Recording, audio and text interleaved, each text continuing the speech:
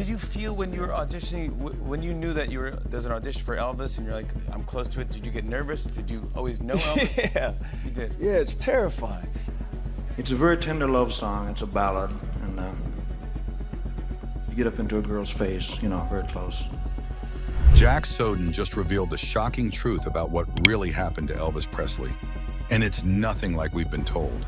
The King's final days were filled with things no one imagined, hidden right under everyone's nose. What if the truth was always there, waiting for someone brave enough to say it? Let us dive in, because what Soden uncovered is going to shake the whole music industry to its core. The small-town boy who became a legend. Elvis wasn't always this shining star. He was born in a small town called Tupelo in Mississippi on January 8, 1935. Think about that, a tiny place, a poor family, and then you become the biggest name in music. What happens next? Fame and fortune, of course, but with that, also a big heap of problems. Elvis wasn't born into luxury. He came from dirt-poor beginnings, and maybe that's why he clung so hard to everything when he hit it big.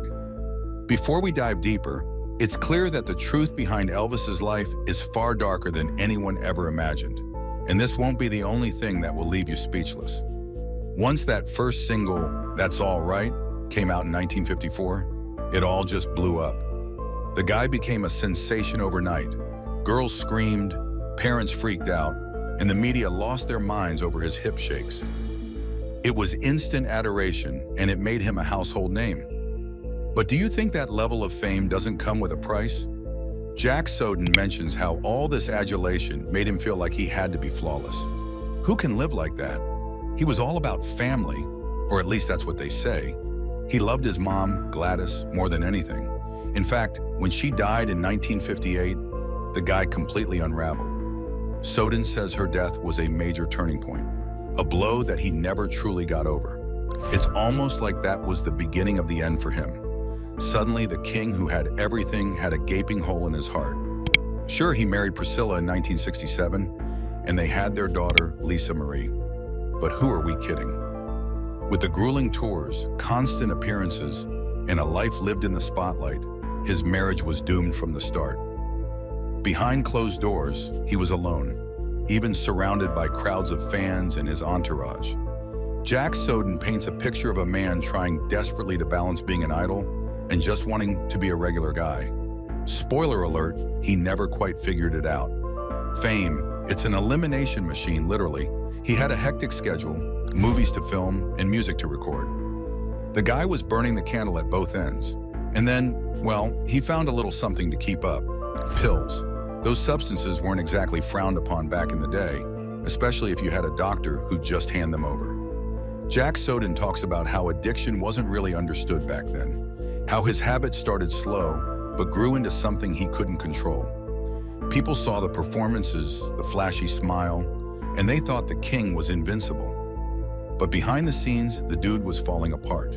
He was trying to stay relevant, keep that image up, stay energetic. The price for that? His health. He was constantly pushed to be the best, and the toll that took on his body was immense. It's kind of ironic, isn't it? The king of rock and roll had everything except the one thing he needed: peace. You'd think a mansion like Graceland would be paradise. It was a symbol of everything he had achieved, bought in 1957. But it was also a gilded cage. Jack Soden calls it a refuge, but let's not romanticize it. It was where he hid from the world. Graceland was the place where he could be alone, but that isolation, it did more harm than good. The guy's health got worse, and his dependency on substances only deepened. By the time the 70s rolled around, it was clear he was not the same man. He had high blood pressure, liver issues, glaucoma, a laundry list of ailments. His energy, the thing that made him the king, was fading. Fans saw it too. His concerts weren't what they used to be. His movements slower, his smile forced. But he was still an icon, and no one around him dared tell the king what to do, even as they watched him crumble. August 16, 1977, the day the king left the building. Found unresponsive in his Graceland bathroom, attempts to revive him failed. Just like that, at 42 years old, he was gone. Of course, rumors started flying immediately. A heart attack, substances. No one wanted to believe the king was mortal. They needed a reason, an explanation, anything that made sense of the tragedy. Even as he became famous, troubles followed the man everyone thought was unstoppable. Fame wasn't as bright as it looked. Why fans can't let go. Soden talks about how it was a combination of health problems and medication. A reality that's not nearly as glamorous as the conspiracy theories people came up with. A fake death? An elaborate escape plan? Come on. The truth is, he was a guy under extreme pressure, and his body just couldn't take it anymore. But people don't want to hear that, do they? They'd rather believe he's sipping margaritas somewhere, hiding from fame. It didn't take long for the theories to sprout up. Sightings, claims that he was living a quiet life under a different name. People claimed they saw him everywhere. Grocery stores, gas stations, even in Kalamazoo, Michigan. Jack Soden has shot these theories down over and over, but they persist. Why? Because people need to believe in something beyond the mundane. They couldn't accept that a legend like him could just die from something as ordinary as health problems. He meant too much to people. He was a symbol. Rebellion, love, heartbreak, and the good old American dream. To accept his death was to accept that even icons fall. Soden says the myth of his survival is a testament to how much people connected with him.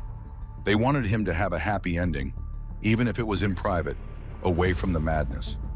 After he died, Graceland became more than a home. It became a place of worship. Jack Soden has managed it for years, making it a site for fans from all over the world to come and pay their respects. It's almost ironic. In life, Graceland was his hideaway, but in death, it's the place where people come to feel closer to him. Soden talks a lot about preserving his legacy in an authentic way. But what does that even mean? Keeping the myth alive while also telling the truth?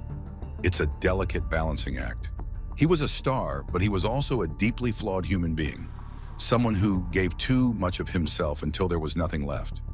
Soden wants people to remember the man behind the music, but how do you do that when the myth is so much bigger than the man? Even today, he is everywhere. His music, his face, his voice, they're all part of our culture. The songs are timeless, the movie's a staple of nostalgia, and Jack Soden's work at Graceland has made sure that his legacy is preserved. Fans walk through those gates and they want to feel what it was like when he was alive. They want the magic, the glitz, the feeling of being close to the king. But here's the truth. He was human. He was brilliant, but he was flawed. Soden's been honest about that, about the addiction, the health issues, the loneliness. He had the world at his feet, but he couldn't outrun his demons. Maybe that's the real legacy, that fame isn't always what it seems. It's a cruel master, one that gives and takes away without mercy. His story is one of highs and lows, from humble beginnings to global superstardom, from the happiest moments to his tragic downfall. Jack Soden's insights paint a picture of a man who wanted it all but also longed for something simpler. Fame brought him riches and recognition, but it also brought heartache, pressure, and ultimately destruction. The conspiracies will never die. People will always think he faked his death. They'll believe he was too great, too iconic to just pass away like anyone else. But Soden's version of events, the version that involves addiction, poor health, and crushing fame, is the most real. It's not glamorous and it doesn't have a happy ending, but it's the truth.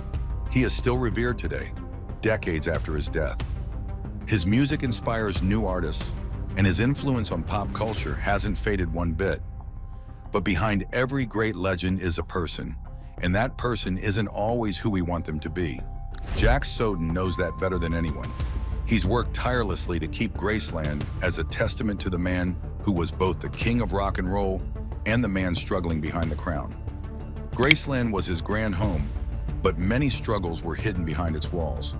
Elvis's life was far from peaceful. The unseen side of rock and roll life. The King's legacy isn't just about the music. It's about the price he paid to bring that music to the world. He gave everything, and in the end, it took everything from him. Maybe that's why people hold on to the idea that he faked his death. They want to believe that somewhere he finally found peace. But Soden's truth is far less romantic. It's a reminder that even the brightest stars can burn out, that the cost of fame can be far too high. His life was filled with contradictions, love and loneliness, triumph and tragedy. And maybe that's what makes his story so captivating even now. He was a man who had it all but lost himself in the process. Jack Soden might have shared what really happened, but the myth of the king will probably never fade. And maybe that's the way he would have wanted it, to remain forever the king, untouchable and eternal, even if the truth was far more complicated. The health issues that ultimately led to Elvis's death didn't happen overnight. They were a buildup of years of relentless touring, a poor diet, and of course, the heavy dependence on prescription medication. Soden sheds light on how Elvis, despite his outward appearance of confidence and swagger, was privately battling health issues that most of his fans knew nothing about. It wasn't just the physical toll that was eating away at him, it was the mental exhaustion too. He was one of those people who gave 100% to his craft. He was constantly on the road, performing at sold-out shows, each one just as demanding as the last. To keep up with that lifestyle, he started taking amphetamines. At first, it was just a way to get through those grueling nights of performing, but it soon turned into a crutch. Jack Soden makes it clear that while Elvis loved the adoration from his fans, the sheer exhaustion from his schedule forced him to lean on these substances just to make it from one day to the next. But the real kicker is how quickly his life spiraled out of control. It wasn't just about staying awake for concerts anymore. Soon he needed something to help him sleep too. Barbiturates were thrown into the mix, and before long he was taking a cocktail of substances, uppers to get through the day, and downers to find some semblance of rest at night. It's sad, really. This was a man who had everything yet found himself imprisoned by his own lifestyle. The public saw the glitz, the glamorous Graceland, and the adoring fans. But they didn't see him as a prisoner in his own life, battling addiction alone in the confines of his mansion. If there's one thing that scared him, it was being forgotten. He had risen to fame as the original rock and roll star, but by the late 60s and early 70s, the music scene was changing rapidly. He was desperate to stay relevant, to maintain his position as the king in a world that was rapidly evolving. Jack Soden shares how that desperation drove him to extremes. He couldn't let go of the spotlight, even though it was ruining him. The Beatles, the Rolling Stones, new bands were cropping up that had a fresh, different sound. Suddenly, he wasn't the only guy rocking the stage anymore. He felt he had to prove himself again and again, and that pressure pushed him to continue performing, even when his health was failing. The infamous Las Vegas shows were supposed to be a comeback, a way to reassert himself as the king of rock and roll. But in reality, those shows were draining the life out of him. Jack Soden paints a picture of a man who just couldn't slow down. He couldn't accept that he might need to step back, take a break, and focus on his health. He had become an industry, and there were too many people depending on him to just stop. The record label, the fans, the people working for him, they all needed him to keep going, and he felt that pressure every single day. It's no wonder that he turned more and more to pills to keep the show on the road. Even with fame all around him, he felt a deep loneliness. He was surrounded by people, yet somehow felt completely alone. How loneliness took over Elvis's life. His personal relationships weren't much better off than his health. By the time his marriage to Priscilla ended in 1973, the cracks in his personal life were more than visible. They were gaping holes. Jack Soden talks about how deeply he was affected by the end of his marriage. The one stable element in his life, the family he had tried to build, was gone. Priscilla leaving wasn't just about a marriage ending. It was about him losing yet another anchor in his chaotic world. And after Priscilla, there were others, but none of them lasted. He tried to fill the void, surrounding himself with an entourage, girlfriends, even distant friends who suddenly found themselves part of the king's circle. But these relationships were shallow at best. Jack Soden doesn't shy away from pointing out that a lot of people around him were there for the perks, the luxury, the fame, the access to the king of rock and roll. They weren't there for him, not really. The loneliness must have been unbearable. Imagine being surrounded by people, yet feeling completely alone. He craved genuine connection, but his fame made it nearly impossible for anyone to see the real him. The people around him were more interested in the legend than the man. Jack Soden describes him as someone who, despite being loved by millions, was incredibly isolated, trapped in a gilded cage of his own making. His declining health, broken relationships, and dependence on substances all pointed to one heartbreaking truth. The king had lost control of his life. Jack Soden describes how, in his final years, he was more like a puppet than the master of his destiny. There were times when he wanted to break free from the cycle.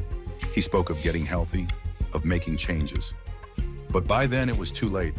The habits were too ingrained, the pressures too heavy. The saddest part of it all is that he still had so much to give. He wanted to perform, to make music, to connect with his fans. But his body had given out long before his spirit did. Jack Soden recounts how those closest to him were in a constant state of worry, always wondering if the next day would be the day that he finally pushed it too far. It's tragic to think about. A man with such talent, such charisma, reduced to a shell of his former self. In the end, it wasn't just the substances or the health issues that took him down. It was everything. The fame, the pressure, the need to be perfect, the fear of being forgotten. Jack Soden's account doesn't sugarcoat it. He was a man who had everything but ultimately couldn't hold on to any of it.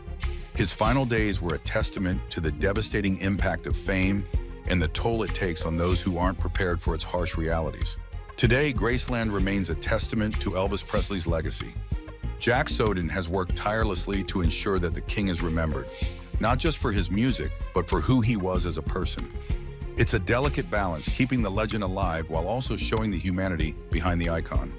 Fans come to Graceland to feel closer to Elvis, to understand the man behind the music, and Soden has made that possible. Elvis Presley may be gone, but his impact is still felt today.